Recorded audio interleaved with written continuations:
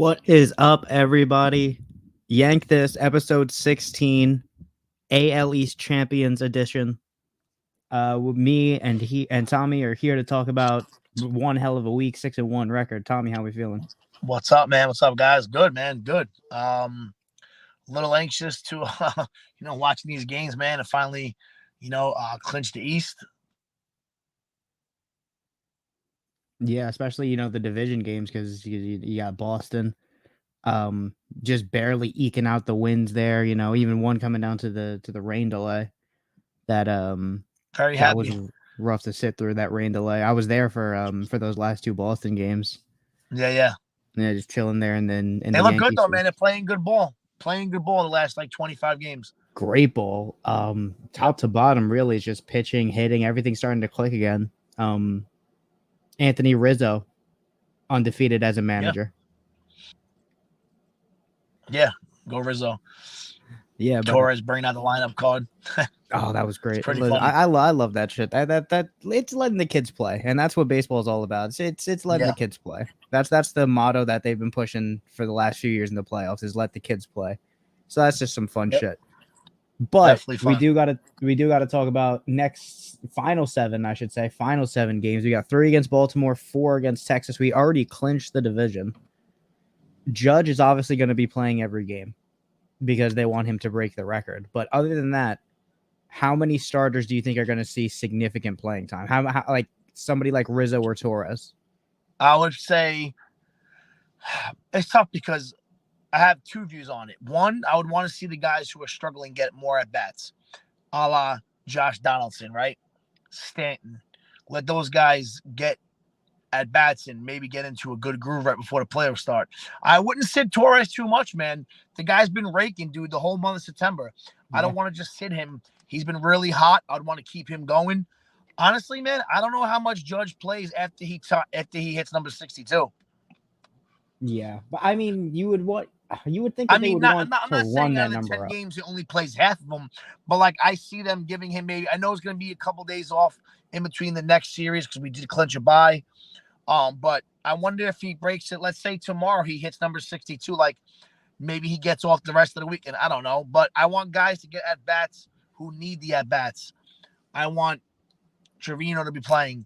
I want Josh Donaldson to be playing. I want the young, I want Cabrera to still play because Cabrera is going to be starting in left field for us come the playoffs. Yeah, Benintendi looks like at best championship. I told you 2 weeks ago, bro. I told you guys all that Cabrera is going to be the starting left fielder in the playoffs. You did say that. I didn't know how he would transition because he was trained as a middle infielder, second base, shortstop, and a little bit of third, and he seamlessly transitioned into right. Left and right is very different to play, but he looks amazing out there in left too. So Cabrera's been an amazing surprise for us. And he's showing why he was one of the highly touted prospects in our farm system. Yeah, we gotta get Stanton right. I feel like if you watch the way Judge has been getting pitched the last month of the season, even 3 weeks of the season, it's a lot of walks, a lot of stuff like that. He's not getting the maybe the get me over fastball when they're up, when they're down, back 2-0 in the count. He got that yesterday. He got like a change up right down the middle to break the record on a 3-2. Yeah. But before that, they were pitching them really carefully, teams that were still in contention, right? So, I mean, you need someone behind him to back him up in the order, dude. Like, if they're not going to be scared of Stanton anymore because he's not producing and not hitting, then, like, you can really carefully pitch around Judge. And then, like, what do you do in that spot, Like, what do you do come the playoff time? Is Judge leading off or is he batting second?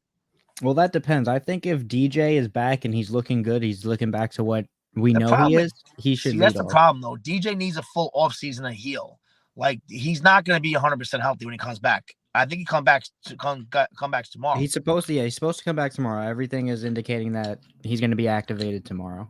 Now, if he's swinging the bat well, then he's going to lead off. But, like, you really haven't been able to rely on him for the last little bit of the season, and I don't know what you're going to get out of him. So I would like to see Judge bat second, Rizzo third, then Giancarlo fourth, Donaldson 5, or maybe Gleyber Torres 5. Probably Torres 5. I would probably put Torres 5. I might even put Torres 3 and move Stanton down to 5 and put Rizzo at 4.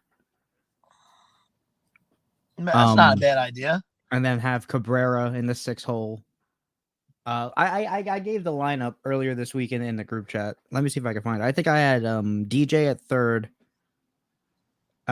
Judge in right. I think I did have Rizzo batting third and playing first. Stanton at 4 DH, Torres 5 second base, Cabrera. Yeah. DJ at third, Judge in right, Rizzo in first, Stanton at DH, Glaber at second. I got Waldo in left, Bader in center, Trevino behind the plate, and I think Oswald Peraza should be the starting shortstop.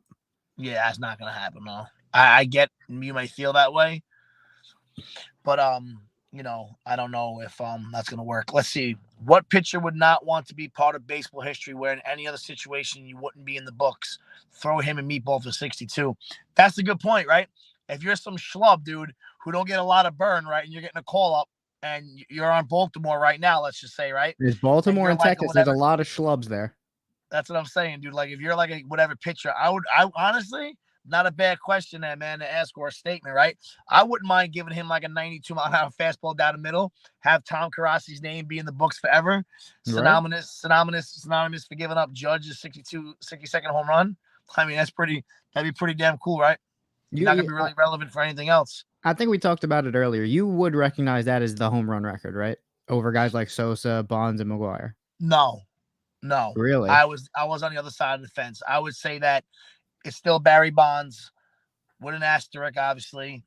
I acknowledge it for being the best for a right hitter of all time, but no, I'm sorry. I'm not on that side of the fence. I know Roger Maris Jr. was like, he should be praised if he breaks it, blah, blah, blah. But I think that was really more like due diligence to his father, respect to his father. Right. I don't listen, man. You can't just write those records out. You can't just get rid of them because there was alleged or, most likely actual steroid use, right? Yeah. I mean, I get it. If you're like a diehard true fan of the game, not even a true fan of the game, because I'm a true fan of the game, but if you're an old school guy who didn't believe that was right, and you have your opinion, you can acknowledge that, but Major League Baseball and everyone else is not going to acknowledge that. To me, it's still 73 with Bonds and always will be. All right. Well, so in your opinion, Judge is looking for the AL record, not the overall record. Yeah, because the right-handed record was Roger Maris with 61. Yep. Okay. I could see that for the AL, And honestly, I think he'll break it. I'm not sure how many more he'll hit, but I'm really more intrigued for him to win the Triple Crown, man. Yeah, he's up there. I think this will be a top five all-around season in Major League Baseball ever. He's 314, 61, and 130. I think so. Yeah, he was at 128 when I went to those Boston games, and they pitched around him for most of that Toronto series. And then he hit a 2-run homer last night. That gave him 61 and 130. So yeah, he's 314, 60, and 130. He has potential to finish right around that average, right? Unless he dips a lot or he goes on fire. So let's call it, even if he bats 315. Let's say he hits 2 more. So you're telling me that a guy's going to finish with 315, 63, and 136? That's going to be one of the best seasons ever in baseball. Especially in the modern era when you don't really see that a lot at all. And especially, just look at it. You just haven't seen it since the McGuire and Sosa war in like the late 90s or mid 90s. And that's the thing for me, right? Like, I was watching those races and I thought they were kind of crazy and it was fun to watch. But baseball was like living off of that. They want to fucking kill the people who use the steroids, but yet baseball was like in a little bit of a lull then, and that big home run chase between McGuire and Sosa like really lit fire. The steroid era definitely did save baseball. I agree with you on that. Yeah, so like how can you bash them at one point in time, which is now, but yet you were giving them praise when everyone was turning on the ESPN, dude, to watch the Sosa and McGuire show. True enough. How do you do that, right? No, I understand that point. But going back to the playoff lineups, I just don't trust IKF. I made my case in the group chat earlier this week. I think IKF would be the perfect pinch runner. You start DJ at third. You also have Donaldson off the bench. If you need a pinch runner, give it to IKF. He could play an inning in the field, and when it's time to hit, that's when you bring out Donaldson. Because you could play IKF at third, and I think that's his best position. Peraza, I think we We haven't been able to see because we've given that play time. But when he has played, Peraza's been amazing. He's gotten on base. He's stolen bags. He's fast. He hasn't made any errors. Yeah. And that's why I want him to be the starting shortstop. Listen, I'm not saying you don't have an argument. I just don't think that he's going to get the start as a rookie at shortstop for the New York Yankees in a playoff series. I think it's going to go to IKF. People can feel the way they want about it, but that's what I think is going to happen. And this is where a big free agent move like a Correa, not getting a Correa or a Seager kind of like puts you where you're at. You know what I mean? Like to where you're thinking about starting a rookie over a guy who could have been a Correa or a Seager. So, I mean, I don't know. I don't know what they're going to do. I think they have enough big bats in the lineup if they're right and they're healthy to maybe you can, have Peraza play, but I still think it's IKF all day. Ray says next year. Next year is going to be Peraza's year. And I think, that's a pretty foregone conclusion. I just think right now, best position to win, I think it would be Peraza. Because I just don't trust IKF. In the field or with the bat, I don't trust him at shortstop. Now, it's funny because at shortstop, he makes the easy plays look harder, but then he makes these phenomenal plays that he shouldn't be making. It's like kind of weird. When you have more time to think about something is when you misplay something. When you're like on the move and make a sick athletic play, it just happens, Yeah. But I was saying, when you got someone like IK, he's fucking up. You said it. He's fucking up the routine plays, and that's what I don't trust because inning-ending double play. You go back to the game against Toronto with Severino on the mound. That error cost them 2 runs, and that's what lost them the game. Yeah. Because he couldn't turn that double play. So I'll tell you what, I bet you his leash is a lot shorter than it was in the regular season compared to the postseason. That I bet you. Oh, definitely. And again, that's why I would much rather just have DJ LeMahieu just start third, and just try Peraza at short, and then you have Glaber at second, Rizzo at first. In that scenario, if you need somebody to pinch run for Glaber or DJ or Rizzo, you can slide DJ over to first. You could put IKF at third, and then when it's time, you have Donaldson hit for him. And then that's very good third base defensively. So third base would be solid defensively the entire way. The question mark would be Peraza, but we've seen IKF struggle at short. We haven't seen Peraza yet. And that's I understand. I agree with you to that extent. Asking for a little bit too much from a rookie to come in and play shortstop for the Yankees in the playoff series. I'm asking him to not fuck up routine plays. I don't think that's a lot to ask for, Tommy. That's what IKF has done this entire year is mess up routine ground balls. Like I said, if it's game 1 due to the AL, whatever it is, the ALDS, and he boots a play or 2 and whatever else, you might see a game 2 switch. I think it's possible. I don't think it's completely out of the question, but I still think that the start will definitely go to IKF. Okay. Do you think I like Peraza. Do you think Peraza makes the roster at all? Because we do have DJ coming back. Carpenter is still a questionable. Honestly, man, he might not even make the first round roster, to be honest with you. Think about it. Your utility guy is 100% going to be DJ, pretty much. DJ and Cabrera for the outfield. Then you're going to have Higashioka as a backup catcher. Your 4th outfielder is definitely going to be Aaron Hicks, whether you like it or not. Okay. And then you still have to worry about, and then you had the bullpen, and it's 26-man roster, I believe, in the playoffs, right? We did this a month ago. Where we kind of wrote roster, 13 in the pen max. Yeah. So, like I said, I wish I had a pen and pad on me. I would do it again right now, like we did a month ago. But, I got the list of the active guys right now for the team because I remember I put the 3 guys need to be cut. We got for the starters, we got Cole, Severino, and Nestor and Tyone. For relief, we got Domingo, Montas, Efros, Chapman, Holmes, Loizaga, Trevino, Marinaccio, Schmidt, Britton, and Wandy Peralta. That's 15 pitchers, so 13 of them is staying. Yeah. I mean, they can go under the 13 max. They can add another guy off the bench. They don't I don't, need to have 13 no, guys. I think it's better to have extra relievers than it is positional players. But I don't think out of those two guys, did you say Licky on that list? No, I took the liberty of cutting him because he's Thank kind you. of redundant with if you do So we have got 15 guys right now, and 13 need to stay. Mm-hmm. I don't think personally Zach Britton or Chapman should be on that list. I think one of those two guys should be out. You need a lefty out of the pen. Yeah, we got Peralta. Off an injury. I put him up there because I do think he'll be on the roster, but I don't think no doubt he'll be on the roster. You really want to trust? You really want to trust Aroldis Chapman in the playoffs? No. But right now, I don't think we have it. You want to trust Zach Britton out of the pen right now? Not the way he's looked, but we've only seen one relief appearance out of him. 2 relief appearances. Well, you know what? I guarantee you he gets some burn here in the next 7 games or so. But I'm just saying, like, unless he has a great turnaround, you really want to see him out there too? So no, those are the 2 guys that I would get rid of. So you're keeping.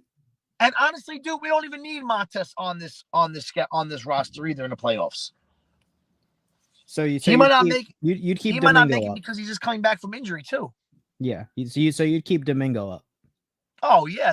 What happens if it's the second inning and Nestor gives up 5 runs and they want to take him out? You need a long guy. Why not bring in Herman, who can go from the 2nd to the 6th inning? Well, you also have Clark Schmidt in that role. Yeah. So that's what I'm saying. Yeah, so not bad having 2 long guys.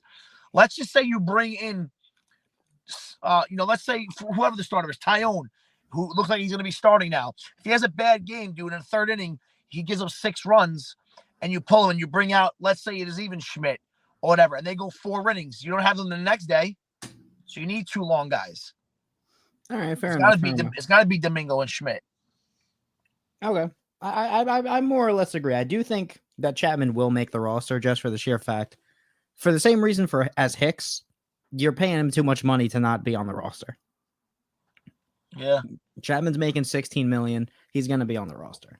He's not going to get DFA'd. I know Ray got caught with that earlier this week with Hicks and Chapman getting DFA'd, but so those are the playoff moves that we needed to talk about. Let's talk about what everybody's been talking about. The home run record has been tied. We briefly touched on it, but you said it earlier. Do you think this is one of the best seasons that we've seen this century? Or not this 100%. Century, this millennium, ever since like 2000. I don't care what team you're a fan of. If you don't think that what Aaron Judge is doing this year is a top 5 season of all time, you clearly don't know baseball. Yeah. Or you're a complete hater.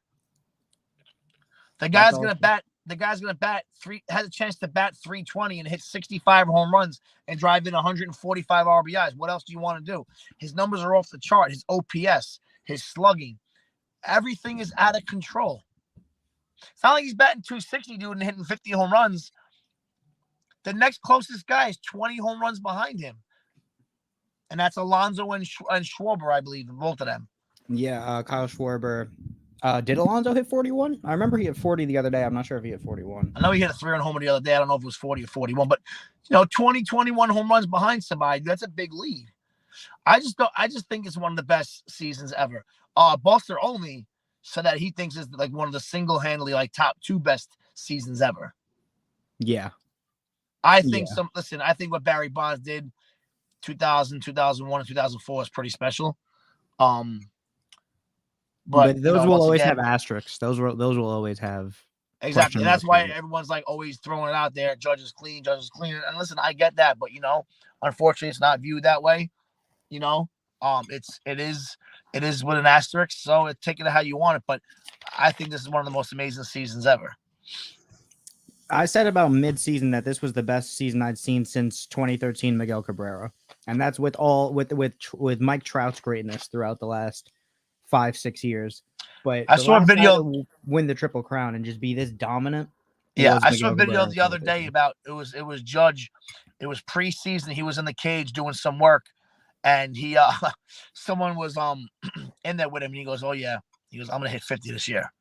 It was before the season started, dude. And the guy has 61 now. I remember that. It's kind of cool. It was during. I think it was either like during the Michael K show, or it was during one of the games at night on Yes. But it was pretty awesome. Like him say to them, like, "Oh, I'm gonna hit 50," and now he has 61. I saw that video, and then somebody right after that pretty much compared him to Ruth, and saying that with the way that he's swinging, the confidence, the mechanics, he might be the guy to like catch up to that Ruth record. And here we are today. He caught up to Maris. But going back, did you see the actual home run itself live? Because I ended up seeing it after the fact. I was somewhere last night where I did not have TV access. So I did not see it. Yeah, I saw it about 20 minutes after the fact. I kept refreshing it on my phone, and I kept actually. You know what was funny? I had my phone out, and it was 3-3, and they were pitching a Judge, and I kept looking to see if the score changed. Not kidding you, dude. Like, see if it was 4-3 or 5-3, and there was a man on. So I'm like, all right, well, 2-run shot will make it 5-3, dude. And I'm telling you right now, I said to my friend, and I was like, oh my god, it's 5-3. I'm like, Judge hit a home run, and that was it. I just couldn't believe it. No, absolutely. But you got to feel for the guy that just barely missed that ball. Oh man, heartbreaking, dude. I don't know how much that would have been worth. That's a $1 million ball in 10 years. That much for the tying one, yeah. In 10 years, I think that's $1 million ball because it's the only one of the modern era again. Because that hasn't been done this side of 2000. Like I told you, man, they were saying that one that breaks the record is gonna be worth like $2 million. Oh yeah, but that's if they hold on to it. Like they could definitely trade that in for lifelong tickets or some crazy shit. But I fell for that because you just saw it hit his glove and just barely slip out. The guy threw the glove. Toronto fan, so who knows what he would have asked for. Yeah. Sick. But yeah, it just one of the best seasons that we've ever seen. At least in my lifetime, because I'm 21 years old. I've seen not a lot of good Yankee baseball. Pretty average Yankee baseball, but this is the best season I've ever seen. No doubt. There's no doubt. No doubt. No matter what team you're a fan of, man, this is an unbelievable year. I'll be giving just as much credit if it was to anybody else in the league, and even if it was a Met player, I would be like, yo, this is insane. The numbers are like staggering. It's leading the league, American and National League, in every single thing almost. Yeah. It's crazy. Except for RBIs, obviously. And then you got Ben Verlander still saying Shohei Ohtani's the MVP. Yeah, because they're idiots. That's either here nor there. But one guy that tied a record last night that not a lot of people are talking about as much, Garrett Cole tying the Yankee single season strikeout record with Ron Guidry. He's one of only 7 players to have 2 franchise records for strikeouts. 248 Ks is a lot. Yeah, he had 326 in Houston, which is where he had the other franchise. 326, dude. That's gross. Well, you got to think that's peak sticky stuff. That's when he was using all of the foreign substance, because he did become the face of that. But we all know what Garrett Cole is. He's a high strikeout, but really volatile kind of pitcher that will give up the big shot. Yep. What do you think that will translate to the postseason? Do you think that he'll be able to turn it around come postseason time? I don't know, man, because he's been a guy that gives up home runs his whole career. He's not really a guy who gets smacked around like single, double, triple, double, single. Like, he really doesn't. Like, it's if you look at a lot of his starts, he'll strike out like 12 guys, and then he'll give up like 3 home runs. And happened to him again last night, right? 5 really good innings or whatever it was, and then he had a little bit of a meltdown after the home run, and but I think he'll be good in the playoffs. I really do. And he just has to not give up the long ball, man. I think he still, I think he still tries to be too perfect sometimes with certain pitches. Like, dude, you're Garrett Cole. You throw 98 to 100. Let it rip, throw a sick knuckle curve, throw a good slider, and then let's get some guys out, man. Some of it doesn't make sense of what he does. But I hope he figures it out in the postseason, because we're going to need him. We're going to need him and Nestor and Severino to be all 3 guys. Really bad. We need them. Those are definitely going to be the 3. And again, Severino has looked really good since his really good. Those 2 runs on him, they really shouldn't be on him. Dude, I told you.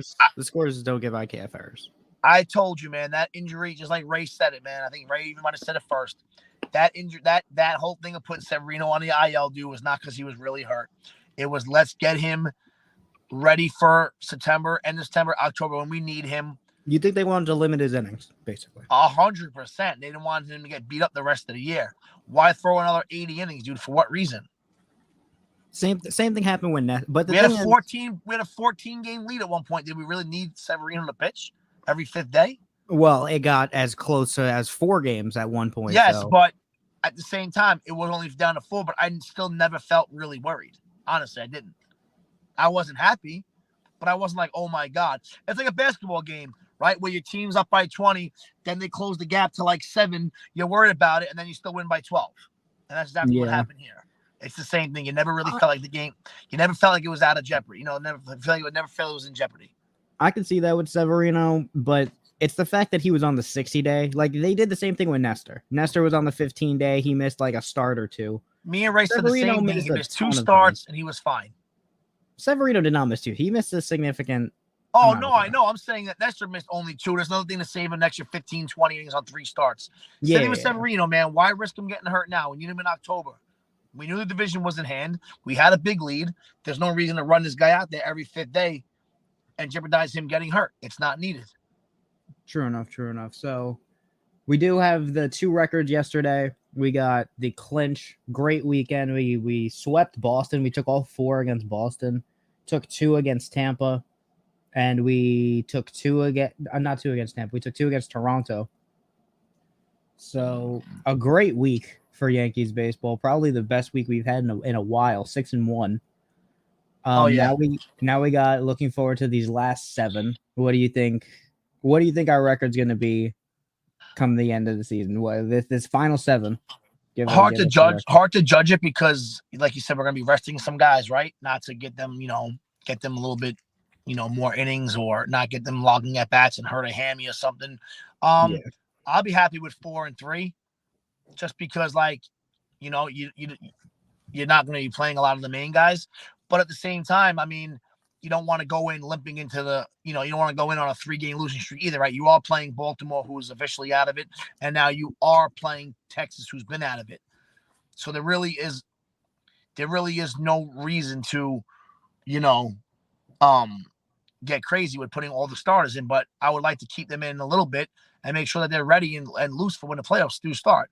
We do have a nice little 6-day break in between the next series, but you want these guys ready, you want them healthy, but you also want them playing well, getting into when it starts. So I'll be happy with 4-3, 5-2. Okay. Like I said, I only want guys getting at bats who are struggling, like the Stantons, the Donaldsons, guys like that. Let's work DJ back in there off an injury, right?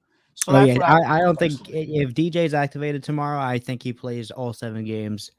You put him everywhere. You put him at first, second, and third. Yeah. You really get him back to being accustomed to playing the field again.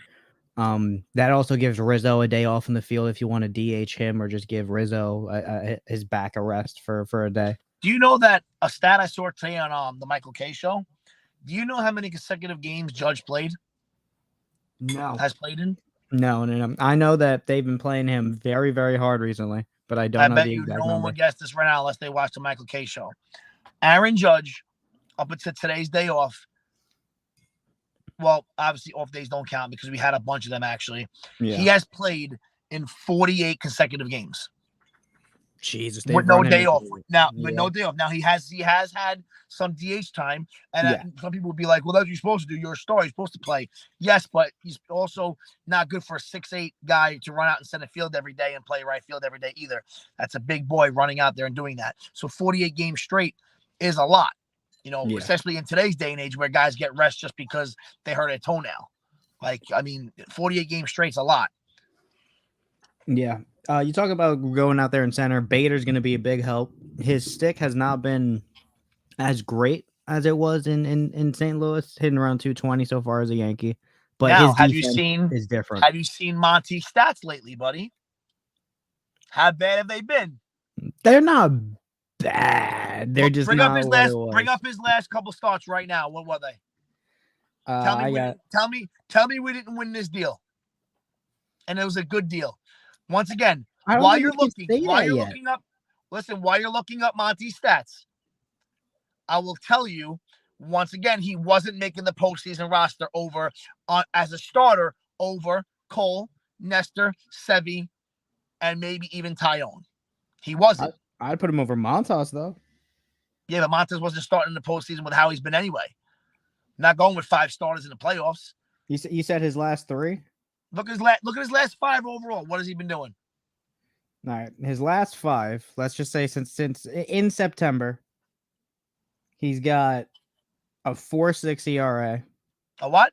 4.6. Okay, so almost 5 runs a game. Go ahead. In 27 innings. So 5 innings to start. The same old Monty we got, buddy. The 5 and 1/3 inning Monty giving up 5 runs a game, dude. That's really who he is, man. He's not maybe not 5 runs a game. He's a 5 2/3 max guy, 4 runs, sometimes 3. He does not allow that many runs that frequently. Dude, Harrison Bader has already made enough catches in center to make this deal worth it. The kid's an unbelievable glove. Yeah. No. I'm not denying his defense at all. I would like to have his speed on the bag a little bit more. Hit 270 for us, and that's better than Aaron Hicks as well. Who would you rather have? Aaron Hicks in center every day or Harrison Bader? I would have neither. I would have Aaron Judge in center. Yeah, but Judge can't play center. He's too long. He's too big, too tall. Well, in the postseason where you're going to get a day off every other day, every third day anyway. Yeah, but if you start Judge in center, then what do? You're stuck with some other guys in right and left that do not belong there. That's why it's ideal to have Judge in right and Bader to play center. Literally perfectly ideal. Bader's a good player, man. He's from the area. He loves being a Yankee, dude. He's been here for 3 weeks, well, for 2 months now, a month. And yeah, he's a fun guy to watch. Did you? I told you guys. Did you guys? I was at the game and they didn't have the audio because it was an ESPN. Dude, it was the coolest. It was the coolest thing, bro. I like Bader, but now I'm a huge Harrison Bader fan for that interview. He was so cool, man. He was just super like he was like one of us being out there, playing center field, shagging fly balls. It was just like so cool to watch. He was like really funny. He's a good player. He's a good kid. I'm glad we have him, man. Honestly.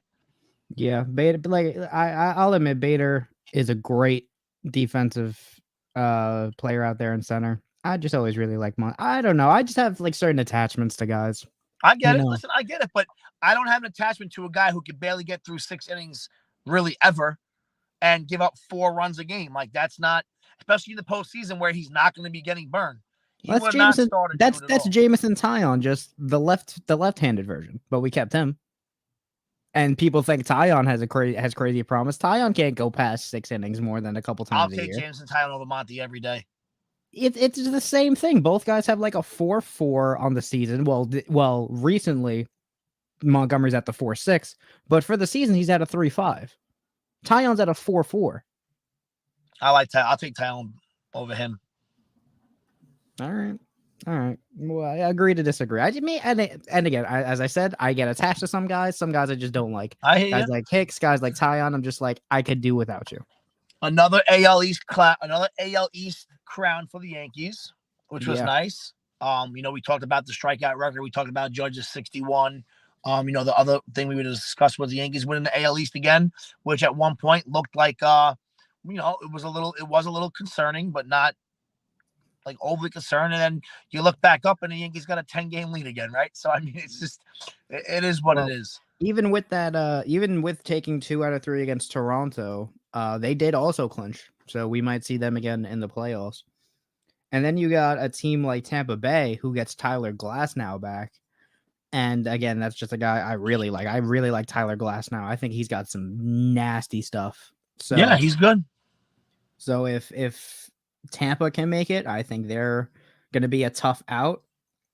You've said it all season. You think the only team that can stop the Yankees is Houston, but there's going to be some tough outs. There's going to be some guys that will go 5 games in a divisional series, or will go 7. I still stand behind my only team in the AL to beat the Yankees as being Houston. No, I agree. I think beating them in a 7-game series, I think it is going to be Houston.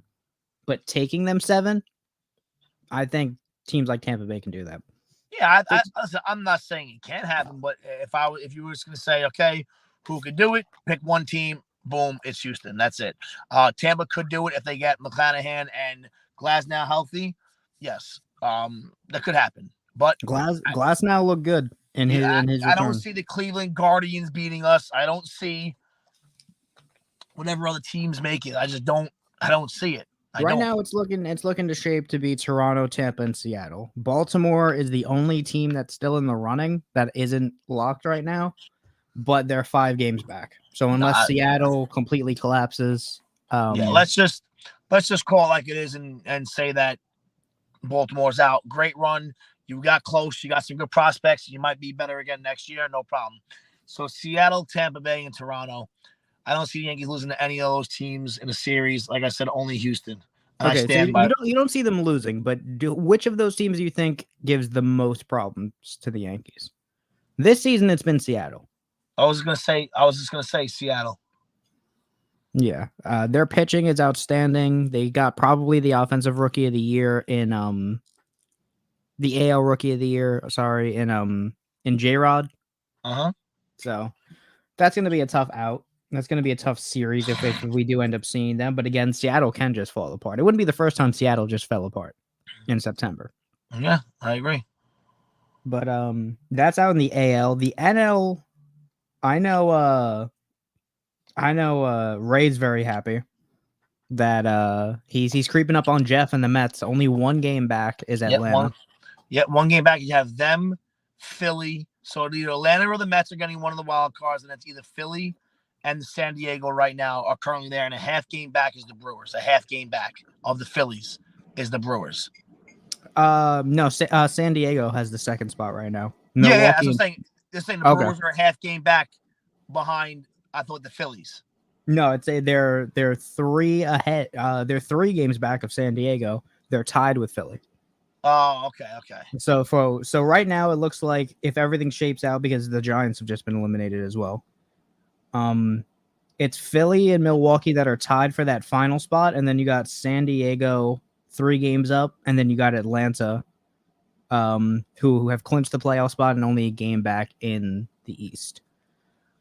Central at the Dodgers, best team in baseball, unsurprisingly. They've been that for the last 5-6 years.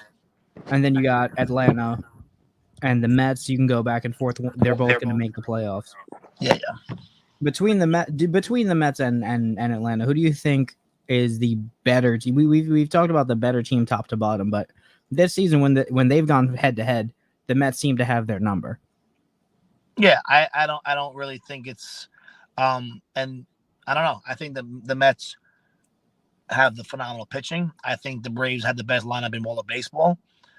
It's gonna be great, man. I don't really know if I say whether I don't know whether I think the Mets are better or the Braves. I think both are really good. When you're putting out Scherzer and DeGrom in a series, I like their chances a lot. So it's gonna be tough. But that Braves lineup is no joke. They're 1 through 9 deep. Yeah, we talked about the best thing. The thing that saved baseball was the steroid era. Right now, I think the best thing that will get everyone's eyes on baseball right now is another Subway Series World Series. Yankees Mets World Series. That will draw all of the attention, and I think it'd be I think it'd go 6 or 7. I don't think a team would get swept or gentlemen swept. I think that's a good series. Yeah, I agree. I don't think there'd be no sweeping either way. Yeah. I'm going to the game on Sunday real quick before I leave, before I head out. I'm going to the game on Sunday. I'm excited. So if Judge hasn't broke it by Friday or Saturday, I will be there Sunday, and I'm very excited to go. Well, that pissed me off the other day. I was there for that massive 1.5-hour rain delay, and he was on deck. So I was just waiting. I was waiting for them to call everyone back out, and I remember you saying that. Oh, that was frustrating. But all right, so I'm gonna on my end, I'm gonna leave us real quick with saying 4-3, 5-2 record. Let's get the guys at bats who need them. Like I said, Donaldson, Stanton, those guys. Let's stay healthy. Let's see what DJ looks like and get through these last 7 games unscathed with good health. And then we'll go from there, man. I like our chances. I think we're playing good baseball at the right time again, to be honest with you. Yeah, we're turning it on at the right time. You Yep. said it perfectly. But Tommy, Thanks, always man. good Sorry, talking to you, guys. man. Yep. Always, guys. Appreciate it. As always, thank you guys always for tuning in. And go Yanks. Go Judge. Let's do it. I'll see you guys later. All right, back to just me. And we know what that means. We're going to get into my top 10. We're going to talk about some football. And then we're going to close out. No episode next week. We're going to take the week off, prepare for the playoffs. And it's going to be a fun road. Clinch the division. Going to be looking forward to whoever we play again. I would hate to play Seattle, but that may be it because they're the 6th seed right now. So that may just be how things shape out. So, number 10, I got Scott Efros. Efros played really well this week. He's gotten a couple of innings out of the bullpen. He's been solid, and he's been, I think, a guy that will be a back-end bullpen guy come playoff time. Consistently, I should say. Because I think he'll be maybe the 7th or 8th inning guy. He's been solid. He's got great stuff for such a young player. I could also see him being on the chopping block just because he is that young player. He does have the options, and we'll see how that goes. But Scott Efros, I think, ever since coming back, has played ridiculously good. Number 9, we got Domingo Germán.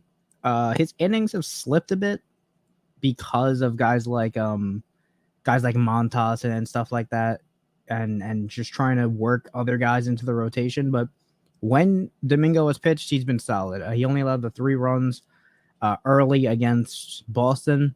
Yankees ended up tying it and then ended up winning, so it wasn't really that crazy. He has moved down because, 3 runs is 3 runs, 3 runs in 5 innings. But I think he's been solid. I don't think he's been bad enough to bounce out of the top 10. So I'm going to have Domingo at 9. Lou Trevino at 8. Another guy. He's played really well this week. He's another guy that could be a back-end bullpen guy, a 6, 7, 8, not maybe even a 9-inning guy. He's gotten a couple saves this year. Lou Trevino played well this week. I think he's inconsistent, but when you have to put him up against Chapman or up against Holmes, who's been inconsistent in the second half, I would take Trevino right now. Number 7, we got Garrett Cole. Tied the strikeout record, and it's just the long ball. That's the only thing that holds him back is the long ball, and he pitched well other than that 3-run inning. So I think Garrett Cole is the number 7 guy on this team. Number 6, Loizaga. He did not move. He did not move from last week, because he's been consistent. He's been that guy. I just want to see him get a little bit more innings. But other than that, Loizaga has been a pretty top-tier member of the bullpen in the second half of the season. Number 5, we got Jameson Taillon. Back-to-back solid starts from Taillon. And again, I haven't been the biggest fan of his all year. But back-to-back quality starts, you love to see it. Jameson Taillon is probably going to be that back-end starter come playoff time if we do have a deep series. And I'd be pretty confident he finds ways to win. The team, I don't know what it is. The team just finds ways to win when he's pitching. So, Taillon at 5. I got Nestor at 4. Complete game, 1-hit masterclass. Even though it only did go 6 innings. But still, Cortez, he's been that guy all year. He's been the feel-good story of the year. So, Nestor Cortez at 4. Oswaldo Cabrera at 3. You gotta love that guy. Couple of home runs. He's a guy that gets on base a ton. He's got some speed. Defensively, he's outstanding. Not much more you could ask from a young guy that spent a lot of time in the farm. Number 2, Gleyber Torres. He's probably been the second best player on this team in September. Behind, we all know who number 1 is. I don't even need to say, but I will anyway. But Gleyber Torres has been fantastic. August really just looks like the outlier when it comes to Torres. He played well for most of the season. Probably mid-July to August, he struggled. But here we are in September. He's playing some of the best baseball he's ever played. And he's the number 2 player on this team. Number 1, it's Aaron Judge. He broke the record. It's him. Pay him, please. Give him what he wants. Just give him all the money. Just give him stake in the franchise if you need to. Aaron Judge number 1. So now let's get into some football talk. Really fun week 3. Not as hectic as week 2 when you had like 8 comebacks. But it was a really, really fun week. You know, I'm someone who watches Red Zone, so I catch as much football, 7 hours of commercial-free football. I catch as much football as I can. So opening up the week, we did have the Browns and Steelers. I did call the Browns that game, so I'm 1-1 on my Thursday night predictions this year. I did say that I was going to say San Diego. I'm so used to saying San Diego, but I thought the Chargers were going to beat the Chiefs. That didn't end up happening, but the Browns proved Nick Chubb looking like the best running back in football. Jacoby Brissett has been holding it down. Pittsburgh, Matt Canada is looking like one of the worst coordinators in football, but that's nothing new. It's the Steeler way that they're not going to get rid of him. Same thing with Mitch Trubisky. So anybody that thinks Kenny Pickett's going to start, it's not going to happen this year just because it's not the Steeler way. They're going to hold on for as long as they can. Barring injury, Trubisky's going to be the guy. Browns 29, Steelers 17. Then you got the Bills and the Dolphins. Who thought that the Dolphins were going to win this game? Shocker, I would say. We saw what Tua did against Baltimore. He's looking a lot better than he did the last couple of years, but I don't know.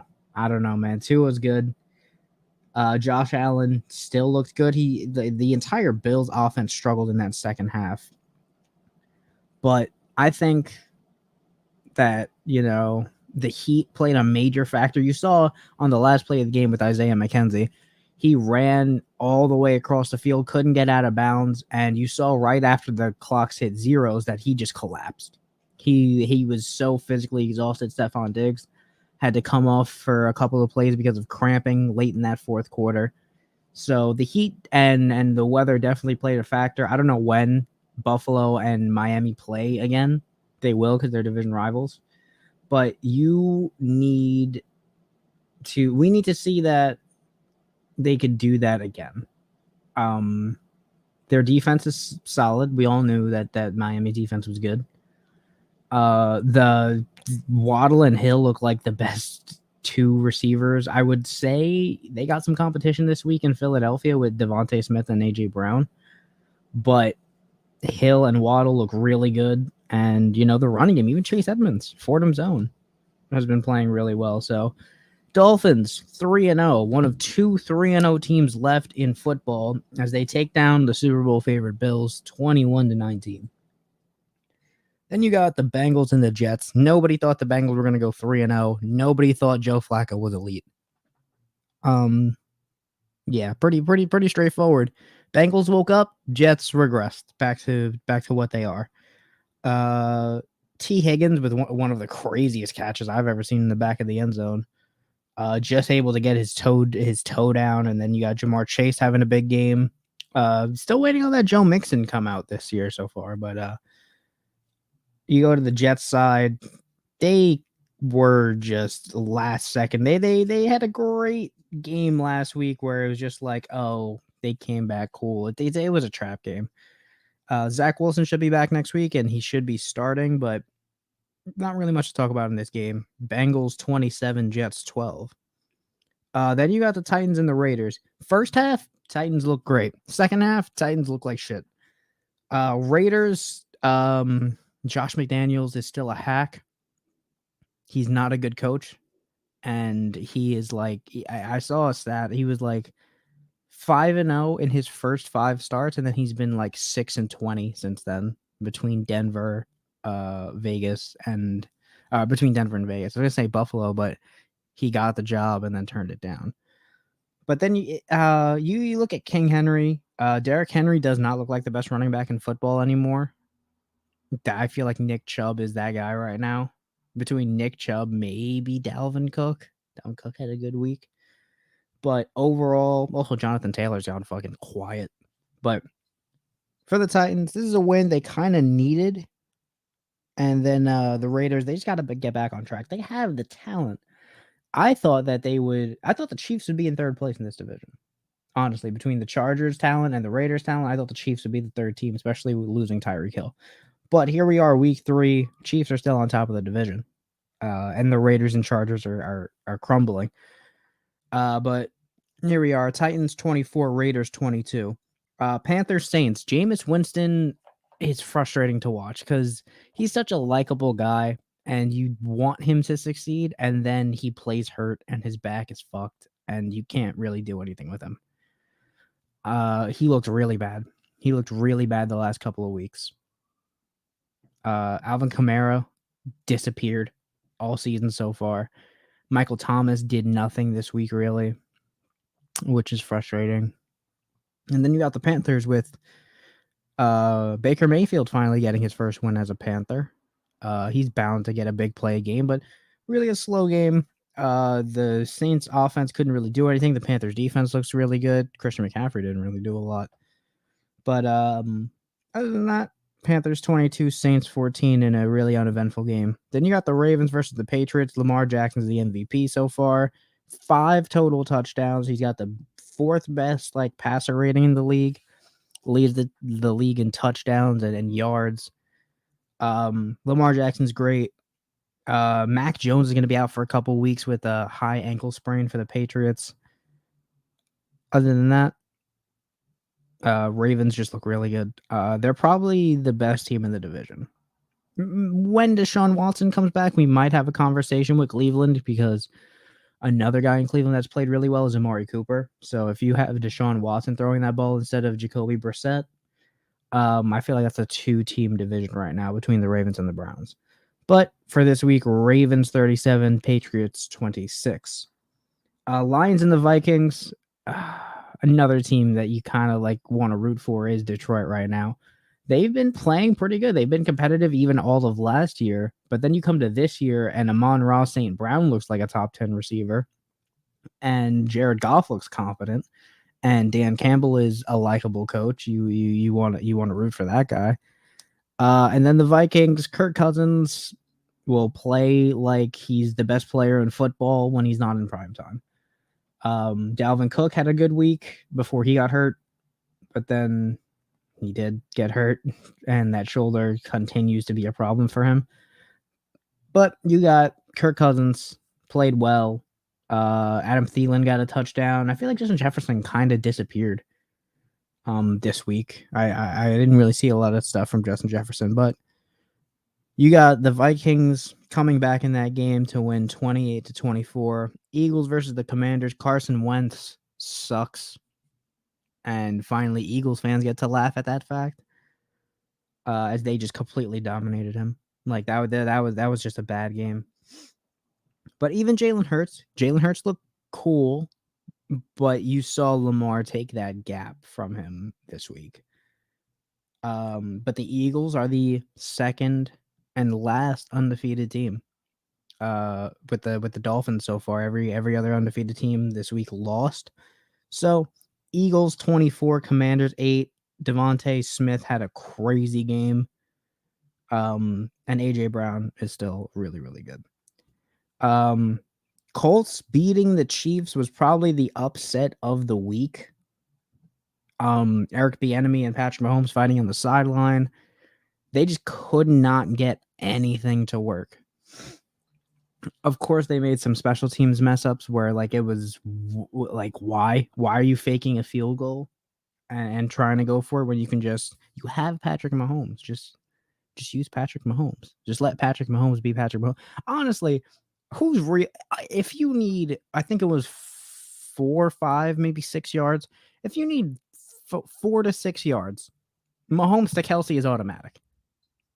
You line up, Kelsey runs to the sticks, Mahomes hits him in stride. That is a guarantee. That will happen. But faking a field goal puts you in a bad position, and then you got the backup kicker who's missing field goals because Harrison Butker is injured. On the Colts side, Matt Ryan looked okay, I guess. He's still not the prime Matt Ryan from Atlanta, but he looked serviceable. He looked like trash the week prior, but he looked serviceable this week. The Colts 20, Chiefs 17. Bears Texans, no one cares about this game really, right? Other than Bears fans, because the Texans fans don't exist. You got the Bears. Justin Fields looks bad. He doesn't look good. Justin Fields looks really, really bad even. But then you got Herbert, not Justin. I forget his first name, honestly. Don't kill me for that. But you got the running back Herbert in Chicago that scored 2 touchdowns. So it is what it is. The Texans, they're one of the worst teams in football. We all knew that. We all knew that coming in. Especially after they traded Deshaun Watson, after trading DeAndre Hopkins and all that. The Texans are really bad. Davis Mills looks like a good backup quarterback throughout the league. I hope he has a long career, but yeah. Yeah, Bears. This was just not. This is a game that's just like, they're both bad. But the Bears do win 23-20. Jaguars and Chargers. You could say this was the upset of the week. But being as how banged up the Chargers are, maybe not so much. The Jaguars, Trevor Lawrence finally living up to his potential. He played really, really well in this game. And then you got the Chargers, Justin Herbert. It's to a point where if you're that hurt, I don't think you should play because it's doing nothing but hurting your team. It's the same situation that Baker Mayfield got put in last year, where it was like, I understand you want to play. You are your team's best chance to win. But man, just take a week, take 2 weeks to just rest and make sure you're good before you seriously hurt yourself and seriously hurt the team. That's just my 2 cents on Justin Herbert. I do think he should sit out, especially with, all the controversy surrounding the team right now with Tyrod Taylor suing the team doctor for a rib injury that was sustained after week 2 2 years ago, I think, where the doctor punctured his lung, giving him a local anesthetic. But Jaguars 38, Chargers 10. Chargers are banged up. I still think the Chargers are a really good team, but they need to be healthy before the Chiefs run away with it. Rams Cardinals. Between Matthew Stafford and Kyler Murray, 0 passing touchdowns. I did not expect that. Cooper Kupp with a rushing touchdown, though. That was cool. That's new and interesting for Cooper Kupp. A little wrinkle in his game. But other than that, not really much to talk about in this game. A lot of field goals, especially from the Cardinals. All 12 of their points coming by field goal. Rams 20, Cardinals 12. Packers Buccaneers, another uneventful game, and this one is shocking between Aaron Rodgers and Tom Brady.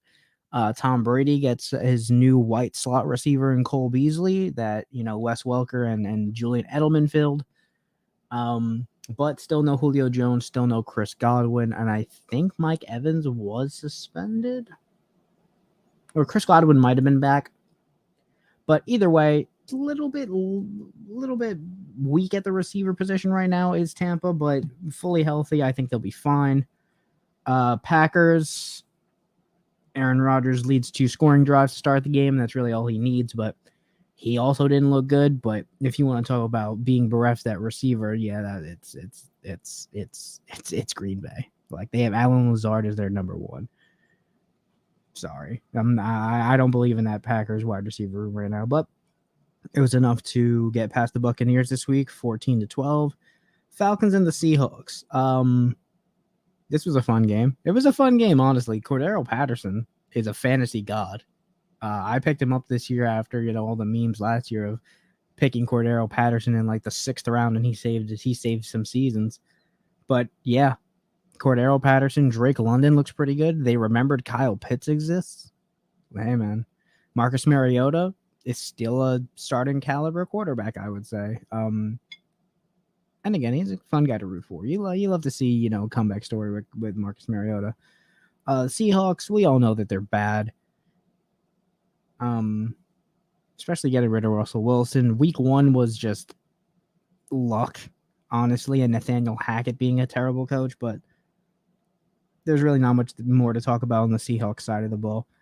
Falcons 27, Seahawks 23. Broncos 49ers on Sunday Night Football was a snooze fest. The Broncos are allergic to the end zone until the 4th quarter. 11-10 Broncos. Also, Jimmy G stepping out of the back of the end zone, pulling a Dan Orlovsky, which ended up saving his team 4 points because he threw a pick 6 on the same play. So Broncos 11, 49ers 10, and then we go to Monday Night Football. You had the Cowboys versus the Giants. The Cowboys defense is elite. They're looking like one of the best squads in football going into week 4. And Cooper Rush looks like a pretty good, decent backup quarterback. There's no QB controversy in Dallas, though. Cooper Rush is cool. Dak is the starting quarterback of this team. Zeke and Tony Pollard. Zeke is definitely, I would say, at this point, is the most underrated running back in football. If anything, maybe overhated running back in football, if not underrated, but he's definitely overhated. He's still a guy that's going to give you 4 to 5 a carry. It's just he's unlimited touches now because Tony Pollard is so good that he's been the guy to give you the big explosive play, but the workhorse has been Zeke. Noah Brown had a big game receiving.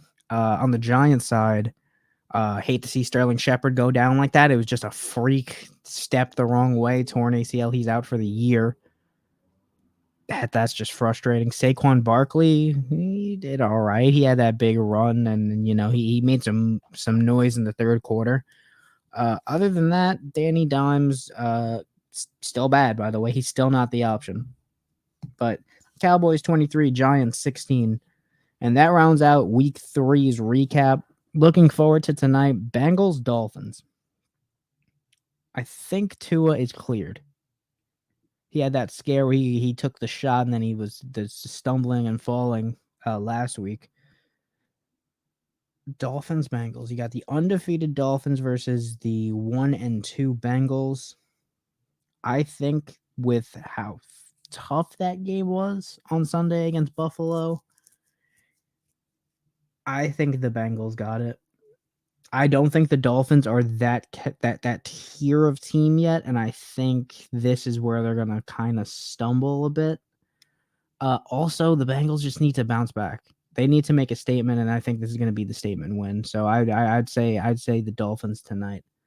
But that was the football recap for week 3. Looking forward to all the games next week. Looking forward to all the Yankee games this week. Again, no episode next week. We're going to take a week off and prepare for the postseason now that we've locked in the division. Other than that, for me, Tommy, and everybody here at Fired Up Sports Network, we'll see you in 2 weeks for the postseason pod, episode 17. Take care, guys.